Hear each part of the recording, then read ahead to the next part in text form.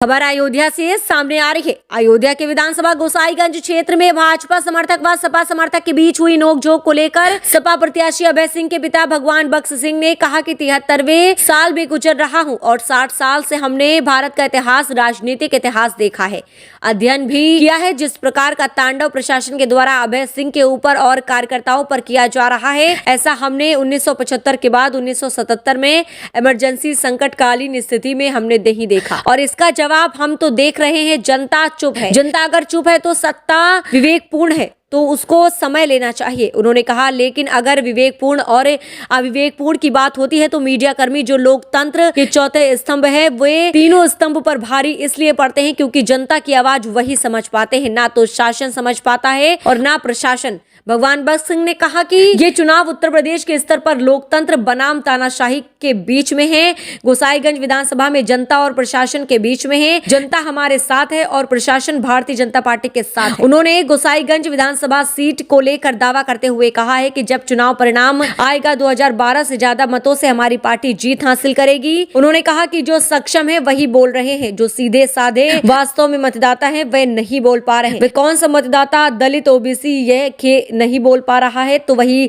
सपा के प्रत्याशी अभय सिंह और कार्यकर्ताओं में और मुकदमे दर्ज होने के मामले को लेकर कहा कि उनका मुकदमा दर्ज करना अधिकार है।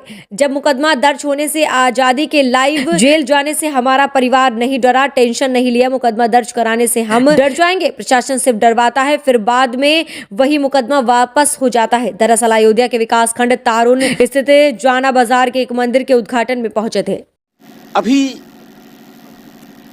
73वें साल में मैं गुजर रहा हूं। 60 साल से हमने भारत का इतिहास, राजनीतिक इतिहास देखा है, अध्ययन भी किया है। जिस प्रकार का तांडव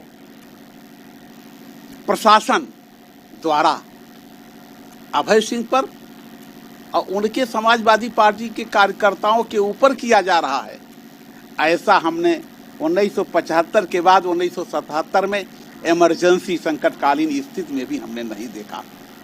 और इसका जवाब हम जो देख रहे हैं, जनता चुप है। जनता जब चुप रहे तो सत्ता अगर विवेकपूर्ण है तो उसको समझ लेना चाहिए।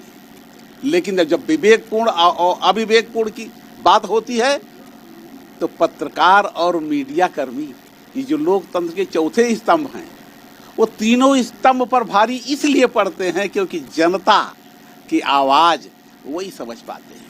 न तो शासन समझ पाता है, न तो प्रशासन समझ पाता है। ये चुनाव उत्तर प्रदेश के स्तर पर लोकतंत्र बनाम तानाशाही के बीच में है। गोसाईगंज विधानसभा में जनता और प्रशासन के बीच में है। जनता हमारे साथ है और प्रशासन भारतीय जनता पार्टी के साथ है। इसके बारे में एक बता दें कि यार विपक्षी तो भारतीय जनता पार्टी का आदमी तो यह भी कह रहा है कि चुनाव परिणाम आएगा, देख लीजिएगा। आप विवेकपूर्ण है, जबकि चुनाव परिणाम जब आएगा तो 2012 से ज्यादा मतों से आप जीतेंगे, हम जीतेंगे, समाजवादी पार्टी जीतेंगे। बोलते वो हैं जो सक्षम है वही बोल रहे हैं, सक्षम है वही बोल रहे हैं।